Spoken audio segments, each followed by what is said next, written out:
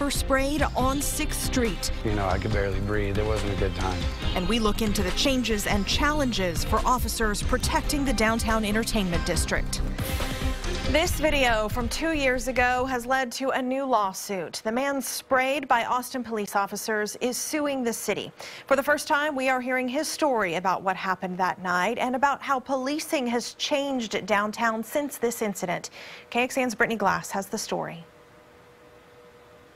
They refused that. Carlos Amaya was DJing on 6th Street that night in 2015. He took a break outside. These two guys were standing there having an argument. There was like about 5 officers or so standing there watching this argument happen. The DJ says he was just trying to capture it on his cell phone. At that point in time, there was a lot of stuff going on with like the police, Ferguson, things like that. So I just did what anybody else would do, and obviously a lot of everybody else, and pulled out my phone. Video shows one officer take Amaya's phone, another pepper spray him. Amaya claims in the lawsuit the officers intentionally tried to hurt him. They need to defend themselves. I understand that. I'm all for self-defense, but it's got to be defensive. Amaya says he wants to see policy changes at APD. Have there been any big changes as far as policy is concerned on how 6th Street is patrolled?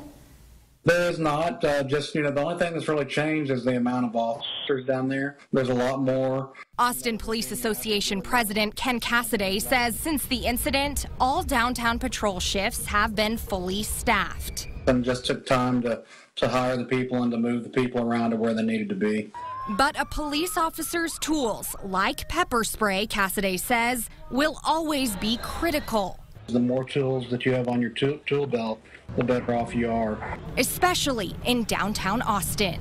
There's just going to be a lot more people that need police services. Brittany Glass, KXAN News.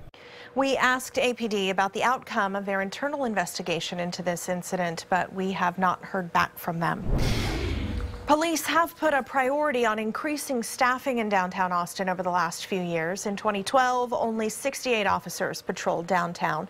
But after steady increases, there are now 140 officers assigned to the area.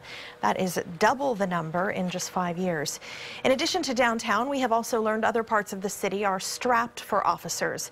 The city's police force is divided into 4 regions to best respond to emergencies. In a KXAN investigation last month, we told you officers in Austin's North Substation are responsible for covering 87 square miles. That stretches from neighborhoods in rural Northwest Austin to Runberg Lane to the Domain.